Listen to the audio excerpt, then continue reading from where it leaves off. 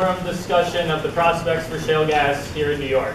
Sponsored by the Binghamton chapter of the New York Public Interest Research Group. We want to thank our co-sponsors who are listed in the program, and I would especially like to thank the faculty sponsor of this event, Professor Stephen Dickman of the Department of Geological Sciences. A few housekeeping details. Exits are back of the room, 2 on the sides, and 1 right here. Now to tell you about the program and how tonight's forum will be structured, it gives me great pleasure to introduce our moderator, Dr. Anthony Ingraffea, the Dwight C. Baum Professor of Engineering and Vice Presidential Teaching Fellow at the School of Civil and Environmental Engineering at Cornell University. Professor Ingraffea is an award-winning researcher and one of the world's leading experts in the technology of high-volume hydraulic fracturing. So, without further ado, here is Professor Ingraffea.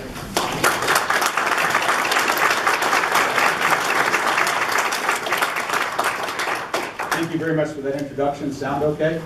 Yes. Let me add my thank you to the sponsors, and on behalf of the speakers tonight, thank all of you for coming. It's a little warmer, so it wasn't so hard as it would have been earlier this week. My job is to moderate this evening's events, but my first job is to set the stage for it. I will then introduce the 3 speakers, and after each of them has had an opportunity to make their presentation, I'll be moderating the Q&A. The Q&A will happen by way of you writing down questions as they occur to you during the course of the evening. There are 3x5 file cards that are available. Write down your questions, and continuously during the evening they will be collected. They'll be brought forward, and at the end of the presentations we'll try to answer as many of those questions as we can. Discovery, speculation, exploration, realistic assessment. Those are the 4 stages in the life of any energy extraction process. I repeat: discovery, speculation, exploration, physical assessment. In the case of the Marcellus Shale, we all know what discovery meant. It did not mean that we discovered that there was natural gas, methane, in the Marcellus Shale. We've known that for many, many years. The discovery phase was the discovery of the technologies that enable the technological recovery of gas from shale. That was the discovery phase. The speculation phase began in late 2003, 2004, and over 70 operators came to Pennsylvania, New York, West Virginia, and Ohio, and began the process of leasing up land. For obvious reasons. There was shale gas down there. That's the warehouse. You can't get in on the action unless you own part of the warehouse. That speculation process is one that you're going to hear about tonight. We won't talk at all about the discovery technologies. That's for a different time and a different place. But one of the things you're going to hear about is the process by which all those operators start the process of speculation, which is then followed by exploration. And you're going to hear a lot about exploration tonight. Exploration means drilling, seeing what's down there, where it's down there, how much is down there, and the process of the beginning of delineation, which is the process that begins the 4th phase, which is realistic assessment. In the 1840s, at Sutter's Mill in California, what happened? Somebody discovered gold. Was there gold all over California? Okay. When they discovered a technological process to unleash shale gas from the Marcellus, was it at first naturally assumed that there was going to be gas everywhere in the Marcellus? And it would be equally profitable everywhere, equally easy to get out? All the wells are going to operate exactly the same way, produce the same amount? Well, that's the beginning, but eventually realistic assessment takes place. So you're going to hear a lot about realistic assessment tonight. So you're going to hear about the speculation phase. How does a large number of operators come into an area, a large area, a multi-state area, and begin to parcel out that which they want to produce? It's a very complex process. You're going to hear from experts about that. The exploration phase, that's where the geology rules. No operator can tell the geology to put gas there. Only by the exploration do the operators eventually discover where the gas is in the largest quantities where it's most easily technologically and economically recoverable. So you're going to hear a lot about the economics of recovery. And finally, you're also going to hear about a realistic assessment. We're now arguably 7 years into the Marcellus shale boom. Not in New York, but in Pennsylvania, Ohio, West Virginia. So obviously there's a lot that's been learned by the operators, by the regulators, by the legislators, and by you, the public. There's a lot of science and technology, and mostly data gathered by, in this case, that you can hear about tonight, Pennsylvania. And so it's now possible for us to evaluate existing data, for the gentleman to evaluate existing data, and given that data, make a forecast for what the prospects might be in New York State from shale gas development. In a nutshell, that's what's going to happen. To make that happen, you need at least 3 kinds of professionals, and we have those 3 here tonight. So I'm going to introduce them in the order in which they'll be speaking, tell you a little bit about their backgrounds. The first is a professional geologist, Brian Brock. Brian received his Bachelor of Science degree at St. Lawrence University. He did graduate study at Carleton University and Caltech. His expertise is in hard rock geology. He's done field work all over the country in igneous and high-grade metamorphic petrology of Precambrian era. He's worked on both terrestrial and lunar rocks and has mapped for both the New York State Geological Survey in the Adirondacks and the U.S. Geological Survey out west. So Brian will talk about the geology rules. They're very important. Those are the things we can't control, and those are the rules that operators must discover. The next speaker is Jerry Acton. Jerry did his Bachelor of Science degree in Aeronautical Engineering at the U.S. Naval Academy, and then went on to receive a Master of Science degree in Mechanical Engineering from North Carolina State, and a Master of Science in Aeronautical Engineering from North Carolina State. Jerry worked for many years at IBM in the Federal Systems Division as a systems engineer. And you're going to find out tonight, if you don't know now, what a systems engineer is. He then went on to work later for the Lockheed Martin Corporation in this area. Served 10 years in the Navy, and was first hired by IBM and then later by Lockheed Martin as a systems architect. Not a building architect, a systems architect. And believe me when I tell you that trying to get shale gas to produce get shale gas out of shale is a system. So he was responsible for the architecture, requirements, design, and operational performance on a wide variety of large, complex military, government, and commercial systems. Next up will be Lou Allstadt. Lou did his undergraduate degree at the U.S. Merchant Marine Academy, and later received a Master of Business Administration from the Columbia University Graduate School of Business. Lou spent his entire career in the oil and gas industry. At one point, he was in charge of Mobil's worldwide supply, trading, and transportation organization, which provided the corporation's international logistics using a fleet of 40 tankers, plus trading and supply offices in multiple locations. And that role, crucial for tonight, included short and long-term energy supply, demand, and price forecasting. He then went on to become an executive vice president for the Mobil Oil Corporation and the operating officer for exploration and production in the United States, Canada, and Latin America. So I could tell you a lot more about each of these gentlemen, but the most important thing to know is that they're all retired.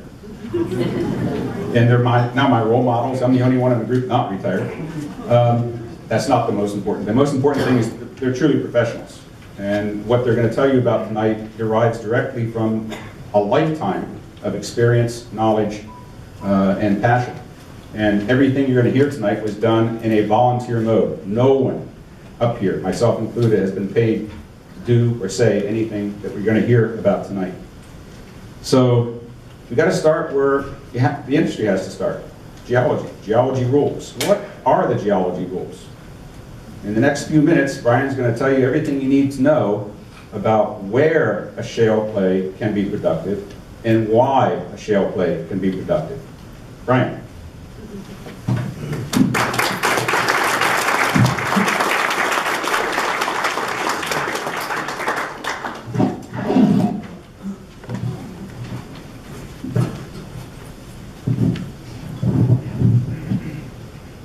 Does that work? Yep. Oh, okay. Good evening. One of the prospects that drilling for shale gas in New York could bring in a bonanza. First off, the geology of shale limits how much gas can be produced from them. And therefore, variations in the Marcellus shale will be reflected in variations in the gas production. That is, should horizontal drilling combined with hydraulic fracturing ever be permitted in our fair state. So let's look at some of those variables. To begin, a little background on the formation of the Marcellus shale with all its variations. Here's North America 385 million years ago. The Marcellus shale was deposited in a shallow inland sea. The future New York would be near the northern edge. There. With the sea deepening southward into Pennsylvania. Being near the equator, this sea was subtropical, and the life was abundant at the surface. But when the plankton died, they settled down to the bottom of this Appalachian Sea. To the east, the mountain ranges cut off the sea from the open ocean, except for far down to the south. There. In this backwater, with poor circulation and no oxygen at the bottom, the plant's debris did not decay away, but accumulated. Meanwhile, the Acadian mountains eroded, and the rivers carried sediment west to the sea. Here is a slice through the ancient Appalachian Basin. Once the rivers reached the sea, the sand was deposited near the shore, forming a thick wedge of sediments, the Catskill Delta. Finer silts were carried further west, and the finest clays were carried the furthest west, where they settled out with the plant debris, forming an organic-rich black mud. We will see these trends in the Marcellus of New York. In the east, thicker with poor organics. In the west, thinner with richer organics. In the west, this black mud was buried and heated, becoming black shale. As the mud became shale, plant matter became keratin, which is like asphalt. Think the La Brea tar pits. As the black shale was buried deeper and hotter, the organic matter progressively breaks down into oil, natural gas liquids, methane, and in the end, carbon dioxide and water. Each of these is less valuable than the last. Methane mixed with natural gas liquids is called immature gas. Methane alone is called mature gas, essentially what is sold as natural gas. And once the methane begins to break down into carbon dioxide and water, it is called overmature gas. Note that as the temperature rises, the methane disappears abruptly. In Pennsylvania, this cutoff is called the line of death. That is how the gas formed in our local black shales hundreds of millions of years ago. Today, to get that ancient gas out of the rocks, first wells are drilled vertically down to the shale, and then horizontally within it. Finally, the shales must be fractured to release the gas. But shales in the Marcellus vary and are not all equally endowed with gas. You can't just drill anywhere, and expect to find enough gas to turn a profit. Here are the important variables that affect how much gas can be produced at the wellhead once the shale is fracked. To make a profitable well, you need all the ingredients in the right amounts. These first four are more important. To create enough gas, you need enough organics that are heated enough, but not too much. And to collect enough gas, you need a shale layer that is thick enough and deep enough. Next, we will look at each variable in turn.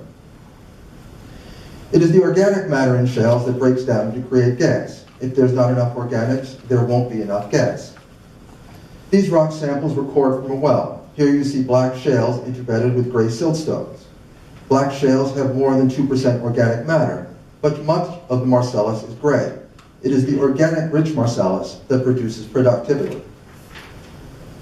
Total organic carbon measures all the carbon derived from organic matter, excluding only carbon from carbonates such as calcite. The New York State Geological Survey measured TOC profiles across shale layers in dozens of wells throughout the southern tier, selecting one or more deep well in each of these counties. These results are the most organic-rich samples in each of the Marcellus profiles. This is an update of their 2009 map, which is in the ESCOS. Highest organic contents are in the central tier, especially in these two regions, here and here. Variations here are typical of the Appalachian Basin, with lower concentrations in the east, where organics were diluted by the abundant sediments from the Arcadian Mountains. Prospects for gas do not look good in the east, in and around the Catskills, but elsewhere in the southern tier, it looks like there was enough organics to create gas. For the wider regions, here is an estimate of the total organic carbon based on the radioactivity of the rocks. Generally, the more uranium there is in a shale, the more organic carbon. In New York, we see the same trend as the last slide, with two highs, here and here. In the south of the border, though, the highest TOC is the west, where gas production is poor. Alone, high organic carbon does not make a profitable well. In a stack of sedimentary rocks, each layer was heated hotter than the one above it, and therefore the gas prospects of each should be considered separately. This is a temperature map for the Devonian age layer, which includes the Marcellus. Rocks that were hardest are in red, and those coolest in blue. I have added the approximate locations of zones for immature with liquids and gas, mature with gas alone, and overmature with carbon dioxide and water. In New York, most of the Marcellus has some gas. In Pennsylvania, the region with the most gas is called the sweet spot. It is just north of this boundary, here, called the line of death by Engelder, because production drops off steeply to the southeast. But on this map, there is no data to show where this line of death extends into New York. However, if we look at this map from the S-Geis, most of the Catskill could be overcooked. Again, I have labeled the 3 zones. It is worth noting that despite scattered drilling over the decades, there has never been a producing gas well in or around the Catskills. These variations are typical of the Appalachian Basin, with the highest temperatures in the east, where the layers were deeply buried by the Catskill Delta. If a shale is rich in organics, and if that shale has been heated to within the gas window, then the next thing you need for a productive well is enough shale to frack. Fracking is the fracturing of a cylinder of rock around the wellbore, like this. The volume of the gas produced increases with the volume of this cylinder. To produce the most gas, you want a cylinder to be the largest that can fit within the target layer. And here is the geometry of that, with the Marcellus shale between 2 limestones. Remembering your high school math, the volume of this cylinder is proportional to the square of the thickness of the shale. Therefore, from the sweet spot, with the maximum thickness, the volume falls off with the square of the decreasing thickness, quite steeply at first. For example, if a layer is 1/2 as thick, then the volume of shale fractured is 1/4 as great. 1/2 the thickness, 1/4 the volume. Therefore, the thinner the shale, the poorer the prospects for gas, going west, north, or east from the sweet spot. In the organic-rich regions of the Marcellus in New York, up here, the shale is mostly thinner than 100 feet. Compared with the sweet spot, with its 300 feet of thickness, that's less than 1/9 as much gas. Note that this map shows the thickness of the Marcellus black shale. There are other maps that show the thickness of the entire Hamilton group, including gray shales of the Moscow, Ludloville, and Skaneateles. It has a distinctly different set of contours. Depth and pressure also affect productivity. The Marcellus shale has natural spaces to store gas, both in visible fractures and microscopic pores. The greater the depth, and therefore pressure, the more the gas is compressed and can be squeezed into these spaces.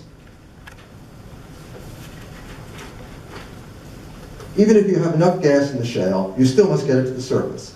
Gas in the northeast Marcellus is overpressured in this zone, releasing a flood of gas at first, like carbon dioxide from soda when you first open the bottle.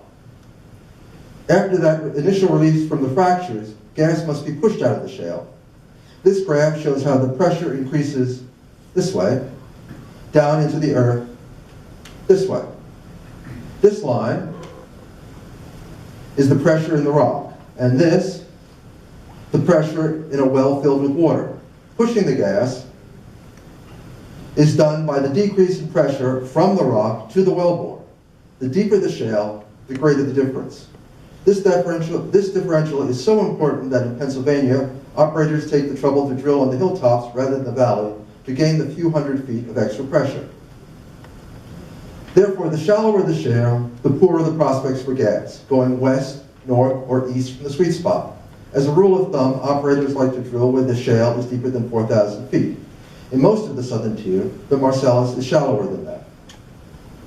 To review, the most important variables for gas production in the southern tier are organic content, thermal maturity, thickness, and depth. Organic content of the Marcellus was enough for gas production throughout most of the southern tier, but some of the Catskill is barren. Similarly, the thermal maturity of the shale was conducive for gas production throughout most of the southern tier, but the Catskills is overcooked. Thickness of the Marcellus decreases northward with less volume of shale to frack, and depth decreases northward, providing less pressure. Just on these general considerations of geology, the prospects for gas production from the Marcellus do not look nearly as profitable in our southern tier as they do in the Pennsylvania's northern tier.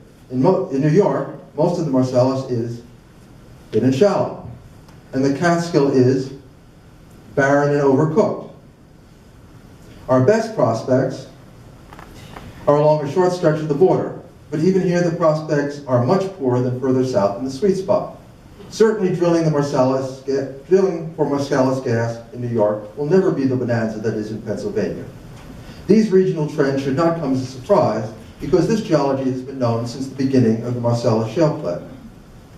For example, this fairway, that is where drilling would be profitable, is from a range resource presentation given over 5 years ago by its president and chief operating officer. Range Resources is the company that pioneered the Marcellus shale play back in 2004. This is one of only many similar maps from industry, geological surveys, and academia, as we will see a few more in Lou's talk. All show only a small Marcellus fairway in New York. And today, Range Resources still forecast essentially a small Marcellus fairway in New York.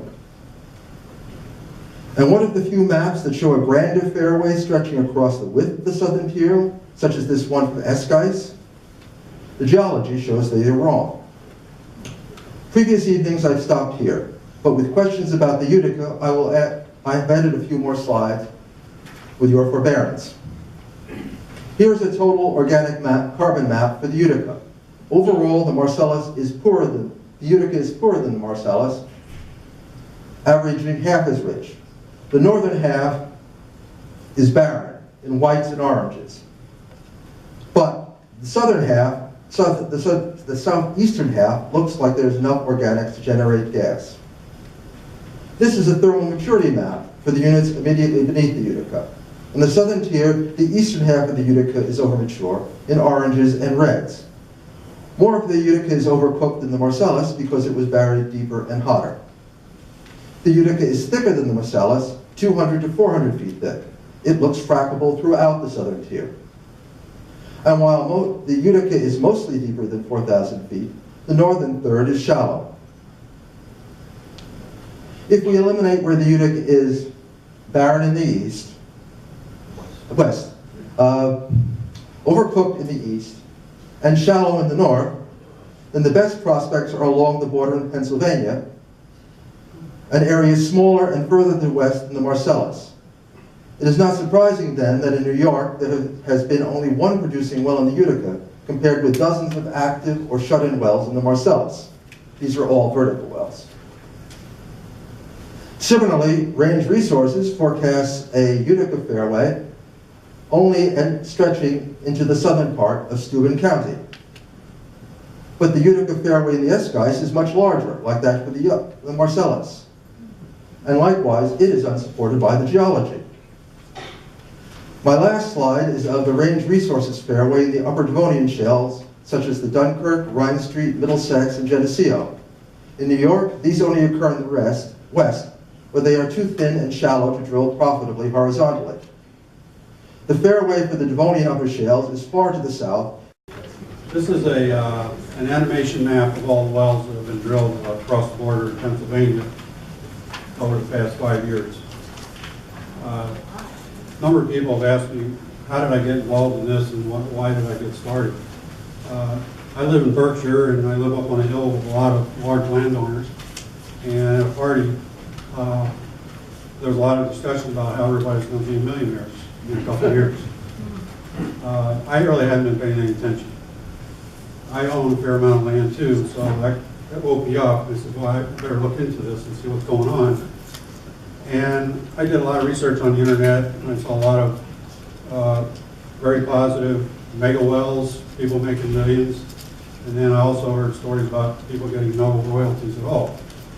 As a system architect who likes to look at the big picture and understand all the parts in it, I couldn't figure out what was going on. So I decided I was going to look into this myself.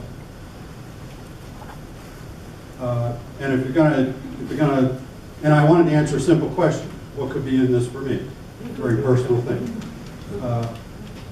So I said, well, if I'm gonna know what's going to happen in New York, I'll probably look south of us and see what's going on down in PA. So I decided to see what I could do about finding information on the 6 counties there: McKean, Potter, Tioga, Bradford, Susquehanna, and Wyoming, because I heard about that sweet spot down there in the Tri-County area.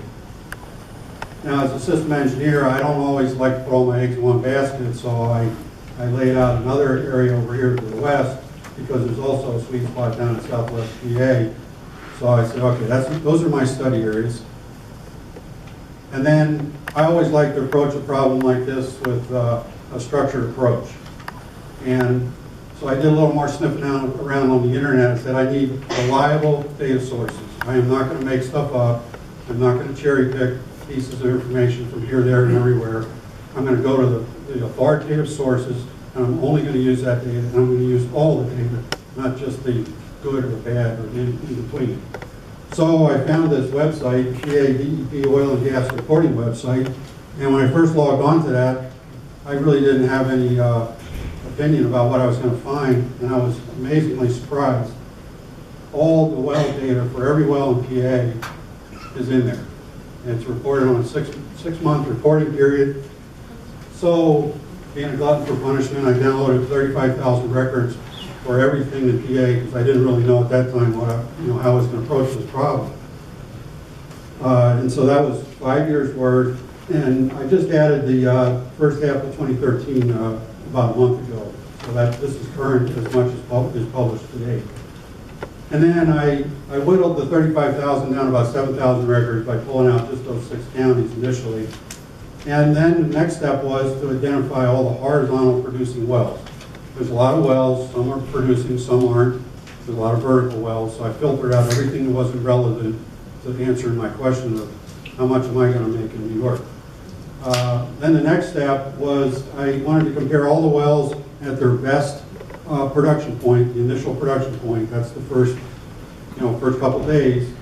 And since a lot of these, so I went in and determined that for every single well, 1,795 active producing wells. That's way more than is needed for a statistically valid study. And as an architect, I was always responsible for the overall system, all its parts, how they work together. And whereas the engineers were all, individual engineers were all down looking at their little piece. So I always said that I'm the forest and everybody else is the trees. And I caused a lot of trouble by asking a lot of questions about, well, how come this doesn't talk to that, and how come this doesn't fit in that space, and things like that. That was my job, to keep the big picture and make sure everything fit together. So one of the natural things I do is I abstract up. So I got 1,795 wells. There's no way I'm going to find a pattern in there. So I abstracted up to the town and county level to get a bird's eye view of what was going on down there. And I was able to find some very unarguable patterns and trends. And so I plotted those on maps and graphs I'm going to share with you. And I believe that it's a solid basis on which to project into New York because the geology rules. There's a continuous geological pattern into New York from Pennsylvania. So trends that are going on in PA should be able to be projected up into New York. And as I said, all the data and maps are publicly available. If somebody wants to reproduce what I've done, have at it. Okay, I talked about that initial production point. This is a decline curve. from Chesapeake Energy presentation that shows the drop off of a well. The data in that database ranges from a couple of days all the way up to 180 days in each reporting period as wells were brought online. So if a well was at 6 months, say, into that, I brought it back up that curve mathematically by reversing the curve so that everything is compared at an equivalent starting point.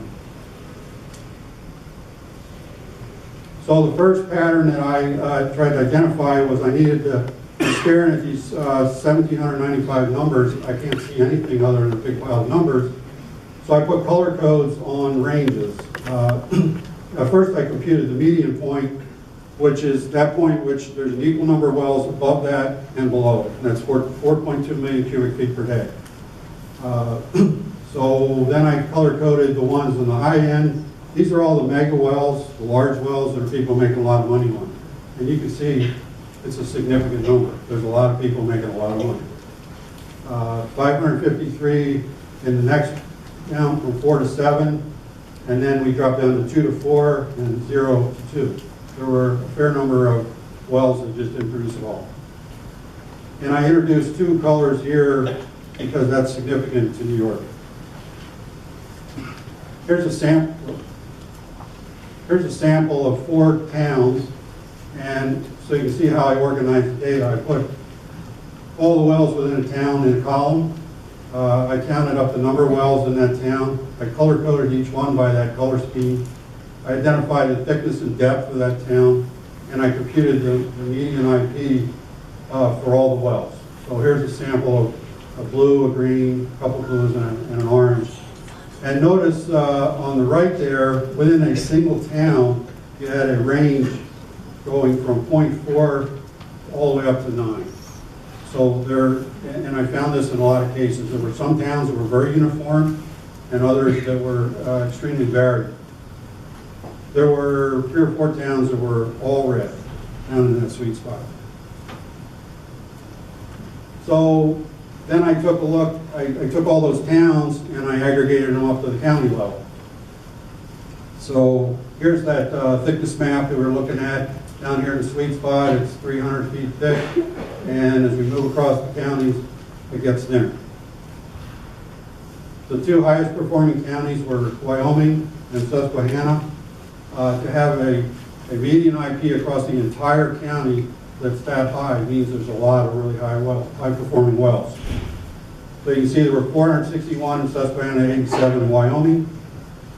A lot more wells were drilled in Bradford County, but the production there dropped off at the county level, and I believe that's because if you look at the town level, it's coming up, the thickness here ranges all the way from 150 up here down to 300, so there's a broad range of thickness in that county.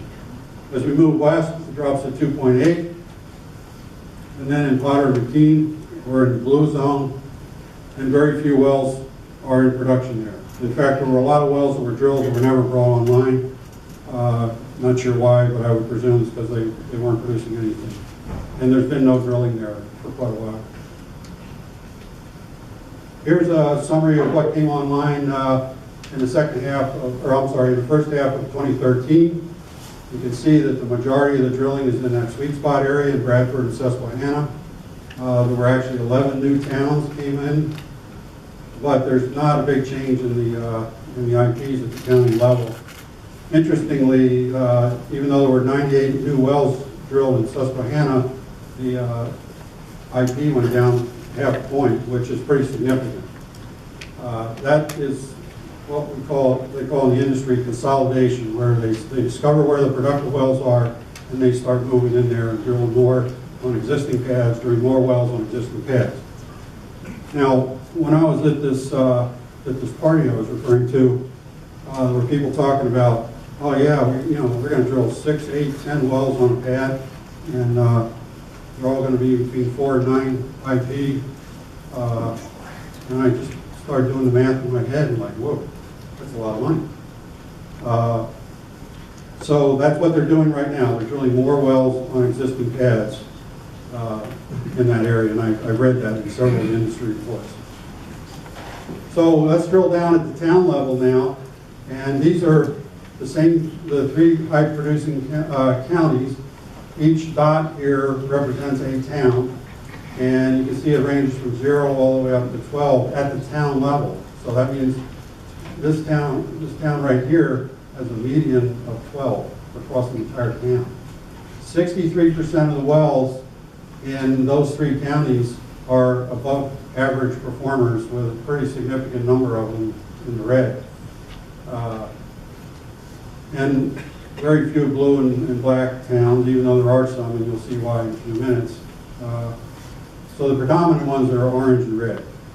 As we move into the other three, though, this is the same scale. You can see that the drop-off is pretty dramatic. There's no red towns, there's one orange. And now 76%, it's almost flipped the other way, 76% of the wells, these are entire wells, these aren't towns here, these are all the wells, are below average. So now I've got county, town level IPs, and I'm going to map those on maps and graphs. The maps are the total organic content, thickness, depth, and thermal maturity. I want to see if there's a pattern or correlation between the town IPs and these characteristics. This is the total organic content map, zoomed in on the area up along the New York PA border. And each one of these dots again is a town. And this is the sweet spot over here on the right. The color coding here is the red and orange and yellow are the higher total organic content areas. You would expect that sweet spot to be over here, but it's not. It's over there in the lower TLC. And vice versa. A lot of the poorer performing wells are spread across all the different TLC levels. My conclusion from this is that there is not a direct correlation between the town productivity or production and total organic content as measured. However, as we get into the other parameters, you are going to see some very strong patterns. This is the depth. Remember, the sweet spot's down here in the 7,000 to 8,000 feet deep range. And along the border here, it gets down into the 4,000 to 5,000 feet deep. The sweet spot is where you would expect it, down there in the really deep shale. As we start moving into the shallower shale, the production drops off in a pretty steady northwestern direction as the shale gets shallower. If I look at all the wells, this isn't just towns, these are all the wells in these bar charts. Over here, this is the depth in 1,000-foot increments, starting with the deepest shale. Almost 60% of the wells over there are above 7 million cubic feet per day IP. However, as we drop into the shallower shale, it drops off dramatically. And whereas the poorer performing wells start to increase as you get below 6,000 feet. And these are my projections into New York, just based on the trends of those other depths. These depths do not exist in northern PA. Now let's look at the same thing in thickness. 300 foot is the thick, is the deepest, and then exactly where the sweet spot is. As we start moving into the thinner shale, these are the same dots. And black is below 1 million cubic feet per day. Black and blue town dots are not economical at current market prices. So there's a lot of non-economics going on down there. And interestingly, Chesapeake just recently divested of all their leases up there where there's green and blue dots. They determined that that's not in their best interest to be drilling in that area, and it's not economic. So again, looking at the all the wells in the color schemes, in the thickest shale, 250 to 300, almost 50% of the wells are high performing, but drop off rapidly. And here, I didn't have to project at all into New York because PA has wells in all those thickness levels that exist in New York. And you can see that there's 100% low or poor performing wells in the 50 to 100 foot, and pretty significantly also in the 100 to 150. Like I said, I took a look over here on the west to see what the comparison is. This is declared a sweet spot by the industry down here in southwest PA, and the reality is it's nowhere near the sweet spot that is in the Northeast.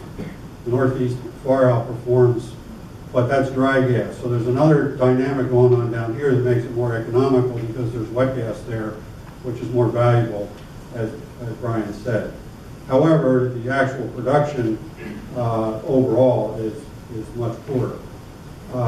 There was a comment made that there were a lot of high-performing wells in the shallow shale down here, so that my model wasn't correct. And yes, there are 51 in shallow shale.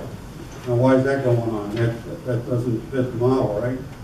Well, it actually does, because it's in 7,000 foot shale, deep. So that extra pressure that Brian mentioned is able to allow the industry to extract that gas even though the shale's thin. That makes sense. So it's two parameters at play, and one can kill you and another one can kill you, and if they're both bad, then you're really done. And so they still drove a lot of wells there, and I think the economics, like I said, are different. But the reason they're performing better in shallow or in thin shale is because of depth. Okay, so if I'm going to project into New York, I need to look at both parameters at the same time. So this axis, or this graph, is going to show depth on this vertical axis, going from 8,000 up to 3,000. And the horizontal axis is 50 feet thick, all the way out to 350. So where would you expect the high-performing wells to be? Over there.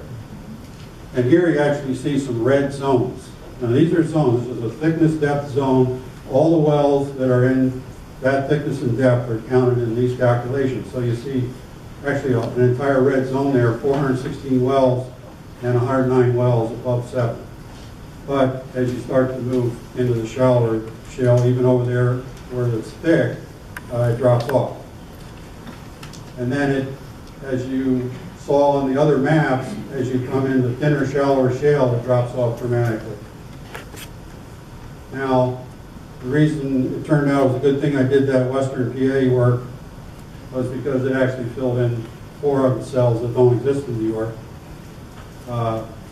Here you have lower performing green, but it's pretty good for thin shale. And as you move up on the western side of PA there were a couple of counties where the production was, at the county level, was really poor. So that's the basis on which I'm going to project into New York. I had to add an extra 1,000 feet of, between 2,000 and 3,000 feet here to cover New York. And this is where New York shows up on this grid. 80% of the Marcellus shale is in these 4 cells right here, below 4,000 feet and between 50 and 150 feet thick. The fairway, as I'm calling it, that, you know, Brian showed you that sliver that comes into New York is represented by these 4 cells right here, 2.4 to 3.5, below average. The 3 cells I needed to project were simply done by calculating the percentage in the vertical axis here. They drop off about 50% every 1,000 feet. But you can see those diamonds are all black. And below, not even just 1, but 0.5. So now let's take a look at how that plays out on the coming across the board.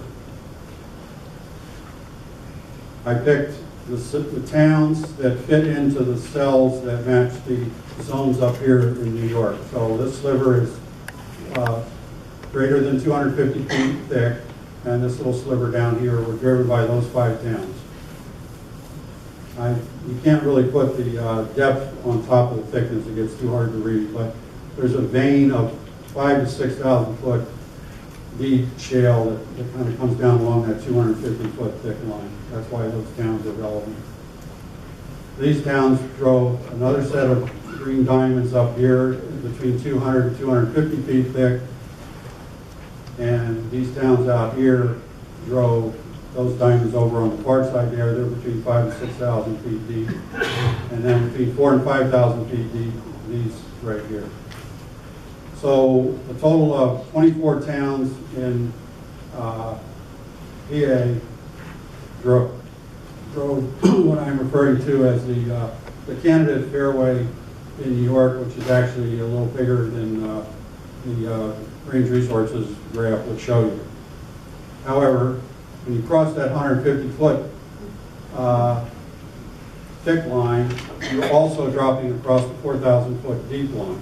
So you're losing both pressure and depth, and all those wells are projected to be less than 1 million cubic feet per day. And then when you get even thinner and shallower, entire counties will be in the very poor production. Now, if I take those green diamonds and map them onto the SGUY's thermal maturity map, you can see the ones in here are okay mature, but then we've got quite a few of them in the over mature zone. So I would say, in that line of depth in Pennsylvania that Brian showed you, I believe that's where it extends up into New York, just based on this chart here. So the odds that these areas would produce, even though they have the thickness and depth, they're in the over mature zone. So in summary, I looked at over 2,800 wells, and there's a consistent pattern in both thickness, depth, and drop off as you approach the thermal maturity, over mature area. The production decreases as both shale thickness and depth decrease. The production was independent of TLC, and it decreases rapidly as you approach those over mature areas. And I believe there's, given the continuity of the geology, there's no question the patterns can be reliably projected in New York.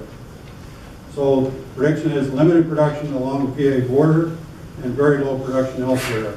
The shale is too thin to provide a gas reservoir. It's too shallow to provide sufficient pressure. And the over mature shale would eliminate Sullivan and some of Delaware County. Okay, so given all that, there's a section in the SGUYs that talks about the estimated ultimate reserves in New York. And they have that fairway map that you saw. That's that hash green represented by that box.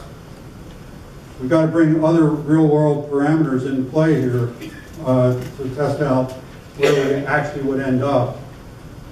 We have to take in those thickness and depth constraints that I showed you. We have to apply the proposed setback restrictions where you cannot drill due to surface restrictions. You have to take out the thermal maturity constraint.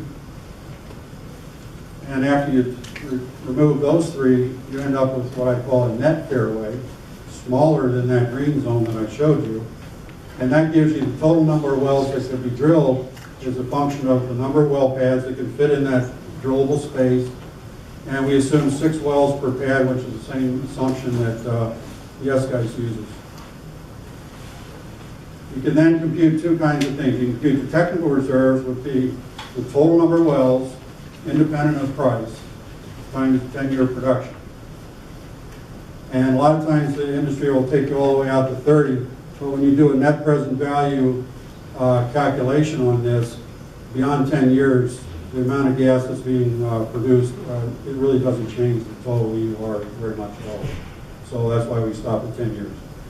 The economic reserves then have to take into account the break-even price point of gas, where the operators are paying for the well and then can get a minimally accepted return on their money based on Wall Street's expectations. Here's a summary table of those setbacks, ranging from 4,000 feet around the New York City watershed, 2,000 for public water supplies, and then residential water supplies 500, floodplain. So it's water, land, and building setback We modeled that in a GIS software. This is Broome County. And what we've got here are the blue is all the water restrictions. The brown is all the buildings. And the green are the state parks, wildlife management areas, and state lands. 47% of Broome County is restricted. Now, we did this for the entire fairway that I showed you. And Broome County is the most highly restricted primarily because of the river and it's the highest population center of the 6 counties in the fairway. So here are the 250, 200, and 150 foot lines just for reference. So 53% is accessible. The fairway area that is below the 150 foot thick line is 593 feet, of which 593 square miles, and 310 of that is accessible for drilling. So now let's take a look at applying all the areas, about 10,400 square miles. You do the whole thing.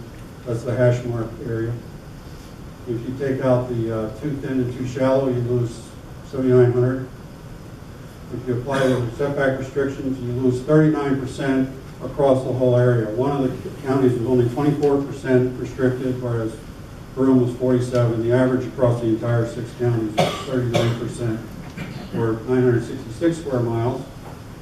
The over-mature accounts for 721, and you're left with 753 square miles of area that is not restricted by any of those factors.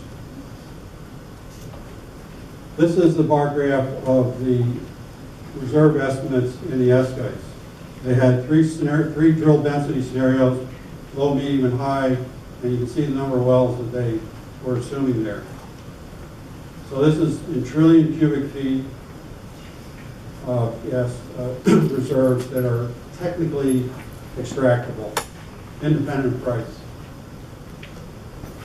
We felt that that was highly optimistic, so we took a look at real world, how Lou would look at this as an executive to say, you know, where am I going to allocate my corporate resources to drill? So we looked at industry numbers on these parameters that need to be factored into the reserve assumptions. From an investment point of view, that's the sum of the cost of drilling the well plus the land acquisition. The numbers range anywhere from 4.5 to 6.5, so we picked 5 as a starting point. That's what you're trying to gain back. The minimum rate of return is 10%. Average royalties in PA, or the publication said, was about 17%. It ranged anywhere from 12.5 up to 20 plus. The operating cost per MCF of gas, 1,000 cubic feet. Industry publishes anywhere from 0.7 to 1.5. We picked the more conservative number of 0.7. And the ad valorem tax rate would be about 4% in New York. If you just run the numbers independent of price, that equates out to 4,515 wells. That's 6 times the area, 753 times 6. And that yields a 6.6 trillion cubic feet estimated ultimate reserve. If we factor economics into the equation, we did it for 3 price points, 450, 6, and 8. The first thing you have to do there is you have to determine the minimum break-even IP, which varies depending on the price. So at the lowest price, it's the highest, as you would expect. The wells below 4.6 are not counted in the economic wells. So you have the smallest well number there, and you get up to 2,906 at $8 with a minimum IP of 2.4. And those yield EURs of 0.8, 2.7, and 4.3 trillion cubic feet. Now you remember the bar chart that I showed you previously, right? Not even close. I don't think they factored in any of the shale restrictions or the economic restrictions or any of the real-world assumptions on profitability at all. So it's a dramatic difference. This is a graph of shale plays across the U.S. And the vertical axis is the break-even price. So you can see that all shale plays are not created equal. In fact, Northeast Marcellus is the orange bar over there at about $4.50 break-even. That's across all the wells, including all the good ones and all the medium and poor ones across that play. And let's see, I think Marcellus Southwest is in there too. Oh, I'm sorry, yeah. Marcellus Southwest is the next last one. So you can see there's only a handful of them here that are profitable across the entire play if you take all the wells drilled. Now this doesn't reflect individual operators' production. Some of them got better leasing than others. They ended up in in the sweet spot areas, and they're doing well, but some of them are not doing well at all. So now let's see. I computed a couple other things here. I took a look at just the PA sweet spot wells, and the break-even price there is $2.60 to $2.80. So that is where everybody wants to be. That's where they're making the most money, both from an economic point of view and a total gas extractor. If we look at the Newark Marcellus fairway, it's going to range from 515 down there along the border, right in the middle of Broome, up to 725 if you go all the way up to the 150-foot line, 50-foot thick line. North of the 150-foot thick, gas is going to have to be at $12 or above before it even breaks even. So let's take a look at how that plays out from a geographic view. I took a look in the database at the top wells, and they're all right there in southern Susquehanna, ranging from 25 to 33 million cubic feet. Those are mega wells. And those wells break even at $1.30 to $1.50. So they were making money even during the low price periods in the gas price. The whole sweet spot region down there is 260 to 280, like I showed you on the previous chart. As you start coming north, the break-even price starts increasing. You get to the New York border, it's 515 to 725, and pretty astronomical break-even prices above that 150-foot thick line. I live right underneath that guy right there. So I got the answer to my question. I'm not going to make any money.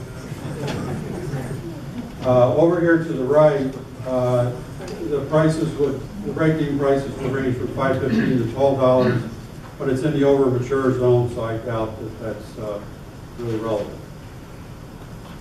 Zooming in a little bit on that zone, this is what it looks like for the southern tier. And with that, I'll turn it over to Will.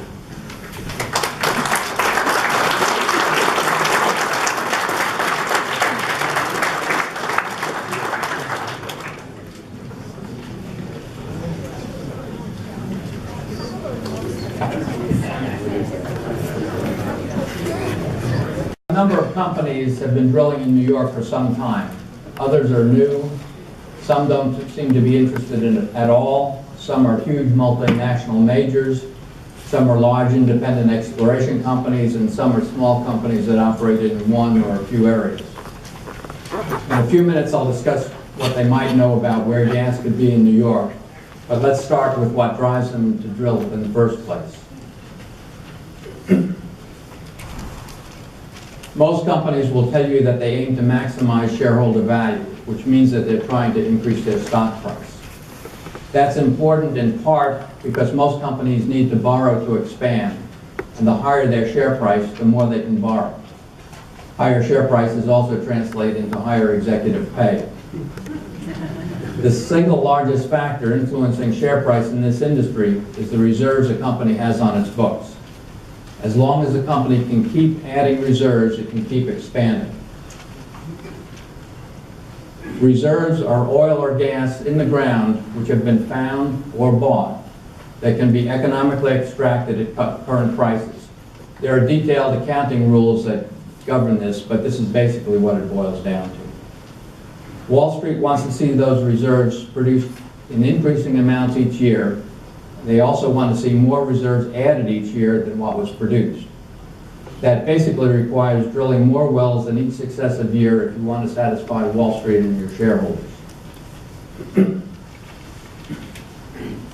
This chart again shows the rapid decline rates in shale wells. At the end of the first year, most of these wells have dropped 60 to 70% of what they were producing in their initial days. Production from the older conventional reservoirs tails off much more slowly, about 3% a year versus the sharp decline in shale wells. That means that the pace of drilling in new shale wells needs to be much faster than it was in the old conventional wells in order to meet Wall Street expectations. Companies must carefully allocate their capital to maximize their chances of adding high-value reserves. They look across all of their plays and at individual wells within the plays, and they pick which is best.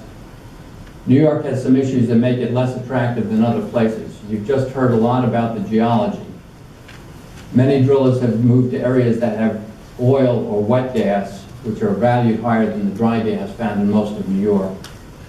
Drillers also prefer areas where they can put together large contiguous blocks for efficient drilling and infrastructure. Even with the DEC's very weak proposed regulations, the area that can be drilled is fragmented, which increases costs.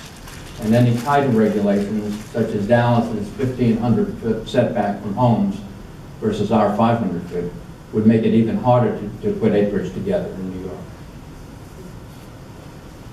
There are some lessons to be learned from other shale plays. First is that the shale often covers a very large area. A case in point is the Haynesville Shale, which covers a large area in East Texas and Northwest Louisiana.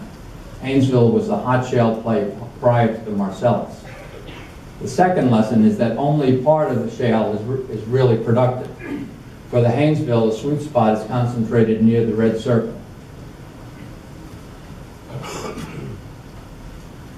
After wells were drilled across the whole play, the productive extent of the Haynesville rapidly shrank to that small area, and even in the small area, there are specific hotspots. This is an enlargement of what was under the red circle on the previous chart. You find that same pattern of concentration in the best wells and sweet spots in all of the other shale plays. As Brian and Jerry described, the Marcellus in Pennsylvania is no exception. You've got a hot spot down in the southwest and another one up in the northeast. Oil and gas wells have been drilled in New York since the 19th century, with good data going back 50 years or more. That data is valuable and detailed records are kept, most of which is confidential.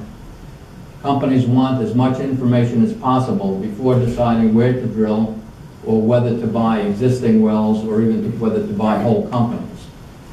When groups of wells or entire companies are sold, the buyer gets to see all of the data in advance, so it's important that they keep it. Deeper wells provide information on the formations above them. The Trenton Black River has been a target of a lot of drilling in New York, and to get there, you have to drill down through the Marcellus, through some other layers, and through the Utica. And as you go, you learn something. Whether or not a well is successful, it provides useful data for possible future drilling. Any pressurized gas that's encountered while drilling requires extra precautions to prevent a blowout. So the operators will note whenever they hit a pocket of gas, and that would be associated with a possible productive area to look at in the future. Drill bit cuttings are carried to the surface and examined, and you can tell something about what's down there by looking at the cuttings. Sometimes core samples are cut out with a special drill bit. Well logs like this show details of the entire formation. This is a portion of a well log. The Marcellus Shale is actually made up of several members. The Black Shale and the Union Springs member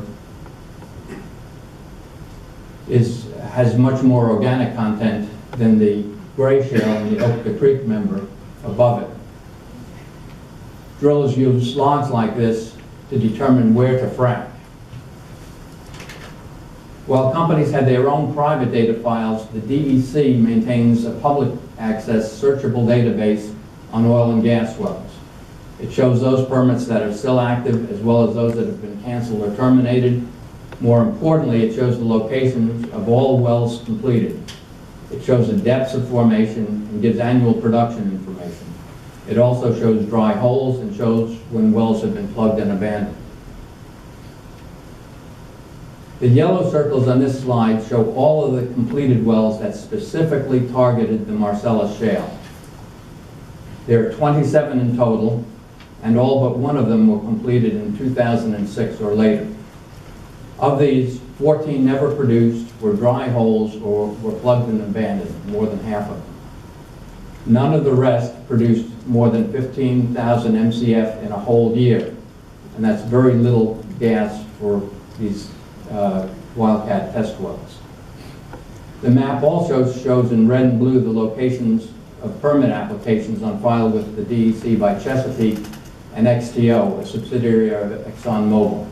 Those are the two largest gas producers in the U.S., and you see that they're concentrated down on the PA border. On this map, the yellow circles represent all of the wells that either targeted the Marcellus or that passed through the Marcellus while drilling to deeper targets. The purple circles are the wells that passed through both the Marcellus and the Utica, so a number of companies already have a significant amount of information in their files. When you look at those active permits in red and blue, you see that they're clustered on the Pennsylvania border. And if those by now, that should be pretty familiar because that's the area that Jerry and Brian have been talking about as the likely portion of the fairway in New York. What is significant in the data behind this map is the number of companies that have left New York or otherwise shown a lack of interest. We'll talk about a few. Gasstem, a Canadian company, drilled 3 wells in Otsego County. 3 of them fracked the Utica, 2 of them fracked the Marcellus. They were all dry holes. Shortly after those dry holes, they did seismic work in this area. They started a pad here, and after the seismic information came in, they packed up, gave up most of their leases, and left the area. Before the shale heated up, a number of years before, Amoco drilled a series of 6 test wells in Otsego and Shenango County. Amoco was bought by BP, so BP would have had that data. When it was time for BP to come into the U.S. shale play, they didn't come to New York, they went to Ohio. Cabot, one of the partners in the Constitution Pipeline would run right through this area, drilled a dry hole right near the pipeline fairly recently. Cabot knew that it was going to announce a pipeline along this route, and its partner Williams knew the same thing. If they thought there was a lot of gas there, you would have expected them to buy up leases before they announced the pipeline. As far as we can tell, they didn't do that. Norse, a Norwegian company, went bankrupt after unsuccessful drilling in Shenango County. They had several good wells, but they had way too many unproductive wells. All of their wells went through the Marcellus. Shortly before going bankrupt, Norse applied for permits in the same general area as Chesapeake and XTO, down here, not up here where they had been drilling previously. Anschutz, a large independent driller, also tried some test wells in Delaware County before shale heated up. When the shale play heated up, they came out here to Tioga and in this area, drilled several dry holes, packed up and left. Carrizo, you've probably heard of this one, drilled a dry hole specifically targeting the Marcellus last year. It's very hard to keep news about good wildcat test wells quiet. And usually the good news is put out quickly because it supports a company's share price. I've been listening for popping champagne corks for years now, and I haven't heard any. Again, this is the area that the DEC called the fairway in New York. That's taken from the S-guys. Let's look at what other people saw. This is the U.S. Geological Survey. And the hashed area is what they call the Marcellus Fairway in Pennsylvania and down into West Virginia. It's only this little piece up in New York, and that probably looks pretty familiar by now. Brian showed this slide earlier with Range Resources' early map just showing into New York. We found numbers of companies that have maps similar to this. I'm only showing the ones that are easy to see. Others you have to get really up close. This is that later Range Resources map after they had a lot of drilling experience. The blue areas indicate very little gas, and that's what you see mostly in New York with just this little bit over here. The uncolored area in that upper corner is the overcooked, overmature area that Brian talked about earlier. This is a map that Chesapeake put out recently. The blue line shows their core area, stopping right at the New York border. This is the border. That's their core area. They have now defined a core of the core, even better, down here, further away from the border.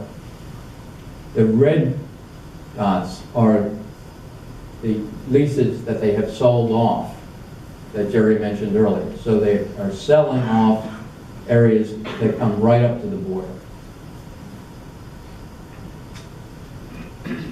The recent information that we've seen from a number of companies indicates a narrower focus on the Pennsylvania sweet spots with little indication of interest outside the sweet spots in Pennsylvania or New York.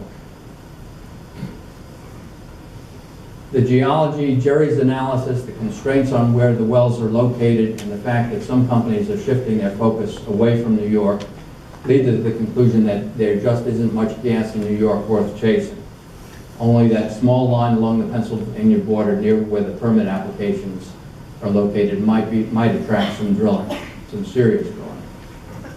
You saw this slide earlier about what drives the industry. In order to keep Wall Street and their shareholders happy, companies have to add large reserves each year. New York just doesn't have the gas to support that. Companies have better opportunities elsewhere. This does not mean that New Yorkers can stop being concerned about drilling. Not at all. Fracking and the industrialization that goes with it has impacts miles and sometimes hundreds of miles beyond the well pad. By now, most people have seen photos of well pads and drill rigs and fracking equipment, so I'm not going to show that. But let's look at what happens away from the well pad. Huge quantities of sand for fracking are delivered by rail from the Midwest and then by truck to the well pad. That silica dust with the sand can cause lung cancer, particularly in workers and nearby residents, and studies are underway to assess the health impacts. Water for fracking is drawn from lakes and rivers and often far away from the well pad. Here's a park lake in Pennsylvania before water was withdrawn for fracking. This is a temporary pipeline to pump water out of the lake. This is what the same lake looked like after the fracking water had been removed. Tanker trucks like this remove brine and condensate from tanks at well pads for as long as the well is active. It's not only when the well is fracked that you have to move liquids away from the well. It goes on for the entire life of the well. Condensate is delivered to natural gas liquid processing plants. In most of New York, there will be very little of that. But there is brine that comes up with the gas, and that has to be moved. And that's more troublesome because it includes both injected fracking chemicals and naturally occurring heavy metals and radioactive material, and it needs to be disposed of.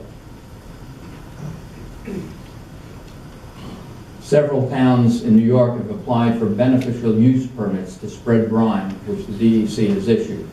It appears that brine from conventional wells in Pennsylvania has been spread on New York. It's not clear whether horizontal hydrofrac brine has been spread, but it's basically similar materials. There's also some spreading of brine from old conventional wells, New York wells, on New York roads. This brine spreading can occur far from where the wells are located, basically anywhere that the local road departments will accept it. And once the brine is on the road, it's only a short distance to the groundwater. Waste from fracking has to go somewhere. Only a little bit of it can be spread on the roads. These injection wells in Ohio take waste delivered by truck from both Ohio and Pennsylvania.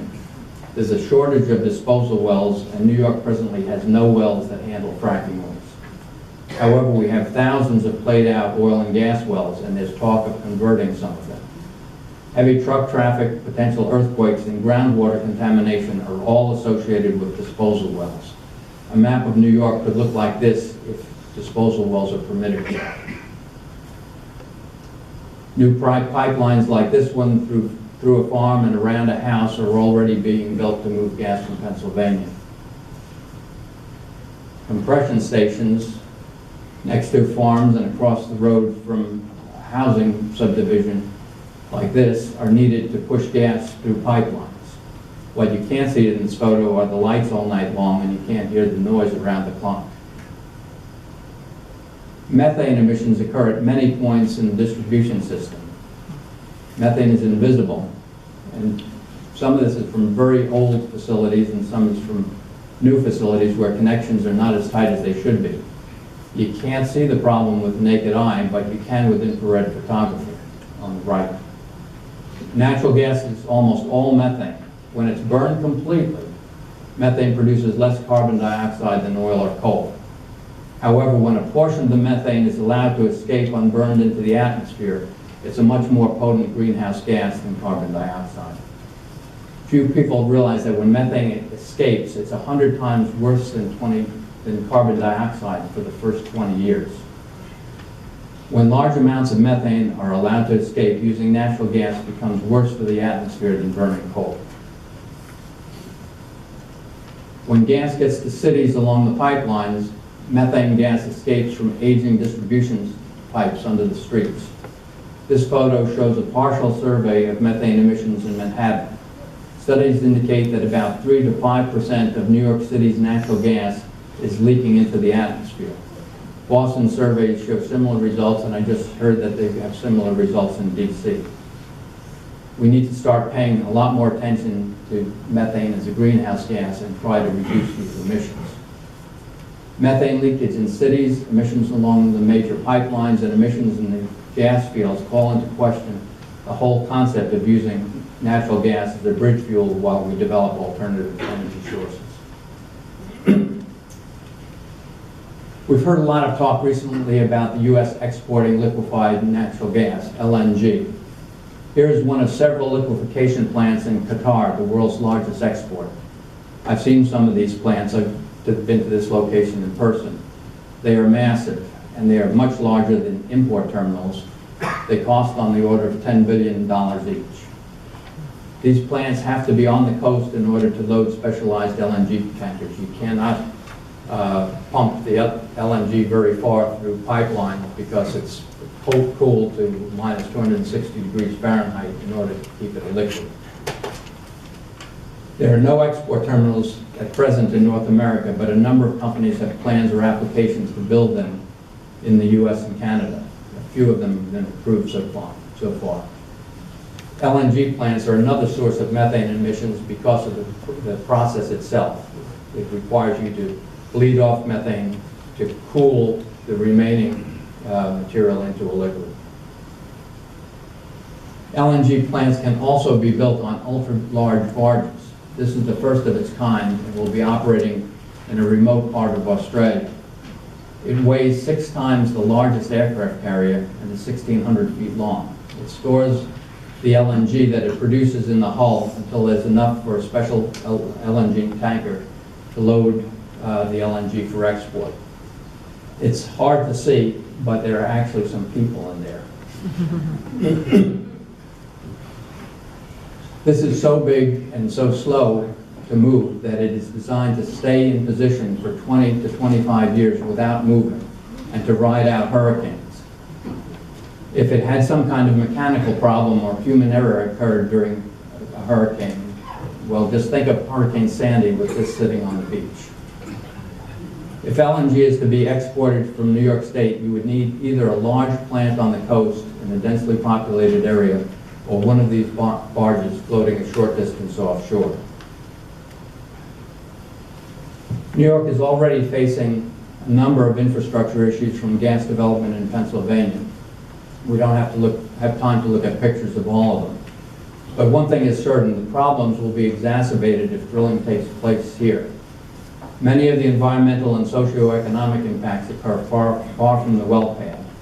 We've had a good look at Pennsylvania over the last 5 years or so we know what to expect. So what does all this mean? If drilling is allowed to proceed in New York State, a drilling boom as described by the DEC extending throughout central New York State is just not in the cards. It was overhyped from the start. It's possible that at some point there could be drilling in a small area close to Pennsylvania. Also, operators who don't have access to other plays may try cheap test wells farther from the border. But New York just doesn't have the reserves to attract large-scale drilling through that whole area. Some communities have already banned fracking, others are working on it. We really need a statewide ban. Without a ban, this is what we could have in many places across the state. Fracking in New York is a high-risk, low-reward proposition, and we just should not accept it. Thank you, and I'll turn it back over to Tony for questions.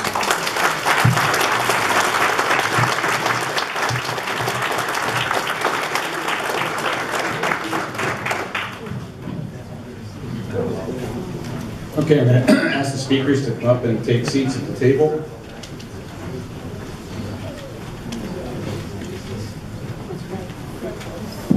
Somebody's going to be handing me some 3x5 file cards. Your questions?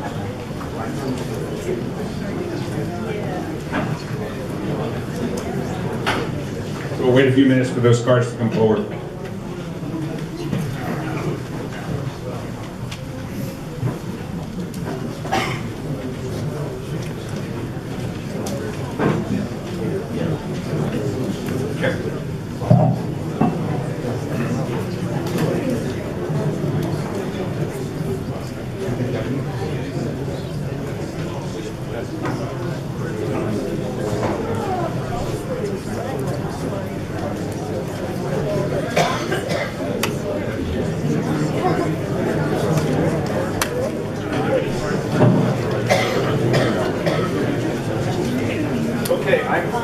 We only have one mic, so I'm going to have to speak up.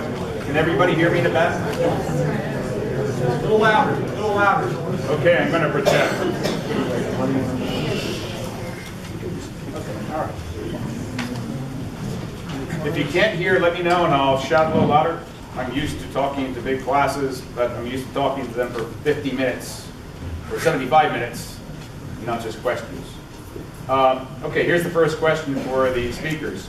Who is buying the leases that the gas companies are selling or getting out of?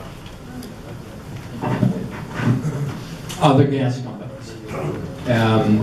The price that was reported on Chesapeake's sale to Western Resources was a little over $500 an acre. And that was for leases that were in Pennsylvania, so deeper and thicker areas than when you cross into New York. So you'd have to expect lease payments to shift somewhat lower as you move into the New York area. Okay, this is a question of clarification. What is IP? Address that adequately. Initial production. It's the highest point on that curve. It's when the well first comes online. That will be its highest level of production. And that's the basis for determining the overall cumulative well production over time. So as that IP drops off, that was that decline curve. The curve going up was the sum of the area underneath that decline curve, or the cumulative gas production, which is what I used to calculate the EURs. So the IP... Stop using acronyms. EUR. Estimated ultimate reserve. So, in order to compare all of Engineers are all like you. That makes sense. my wife tells me that all the time. Wife? Yeah, W-I-F-E.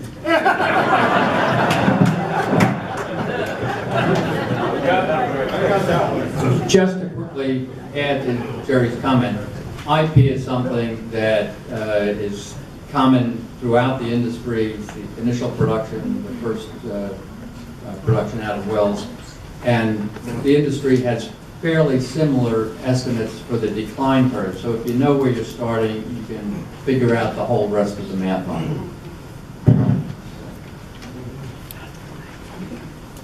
I can tell that some of these questions are being written by people who live in certain towns. So which towns in Broome County are most susceptible to being drilled? And is it more likely or less likely that drilling will be allowed in New York based on all the factors discussed tonight?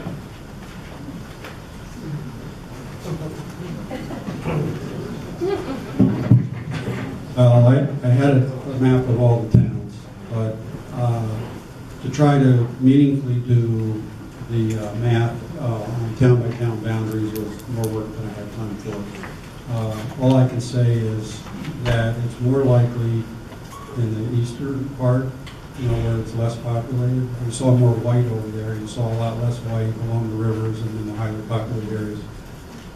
So as you go north, it probably increases, and as you go east, it probably increases. And if you looked at the other counties, they're much less sparsely populated, so there's a lot more white space over there than there is in Broome. You should also recognize that those curves on the map are estimates. They look reasonably good if you look at individual wells, but there's variations a little bit up and down from those curves. So it's not exact. It's really hard to pinpoint as close as a town. But what Jerry presented was indicative of the whole area. Get thinner and shallower, and you're going to have less gas. Okay, this is a question. There was another part of that question. Oh, okay, since none of you are politicians, I'm going to be interested in this one. So I'll repeat it. Is it more likely or less likely that drilling will be allowed in New York based on all the factors you discussed tonight? I've forgotten the question, but the answer is simple. You have to ask the governor.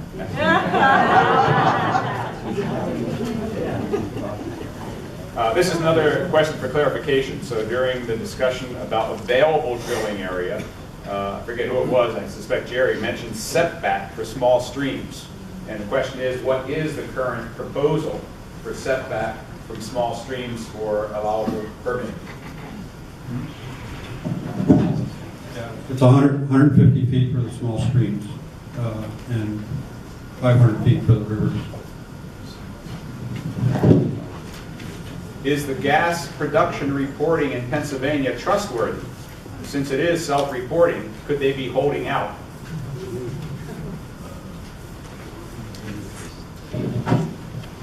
I think they have a self-interest in reporting what's good because it pushes up their stock price.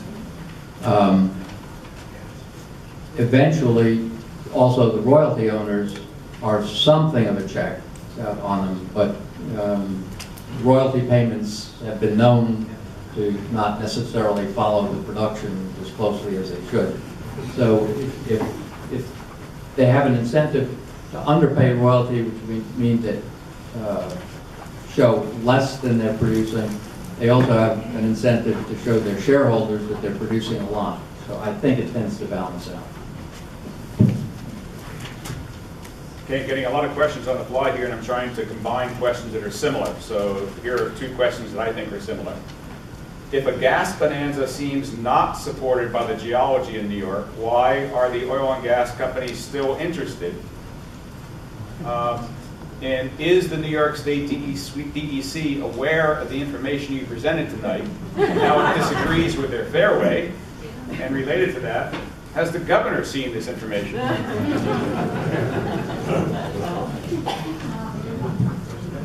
The governor doesn't talk to anybody that he doesn't want to talk to. The information is available. This is the fourth time we've done essentially the same presentation. It's up on other websites with full videos of the whole thing, including the Q&As. So I'm sure the DEC has seen it by now. We have not heard anything back from them. Yeah, we've had two attempts at the S-guides. There was the draft and the revised draft, for which extensive comments were received. And geologists like myself had sent them long lists of comments, including pointing out just these problems. And if you compare the revised draft to the draft, they didn't change the fairways at all. So they know the information and they're staying with their maps. I think there was another part of the question about companies' interest. Yeah, if the gas bonanza seems not supported by the geology in New York, why do some oil and gas companies seem still interested? First of all, it's hard to tell your shareholders that you made a mistake and you're really going to move someplace else. You tend to not declare and quietly move on. Or you move out and you blame the regulations and the fanatics who are against gas drilling. But there are some companies that probably will try it.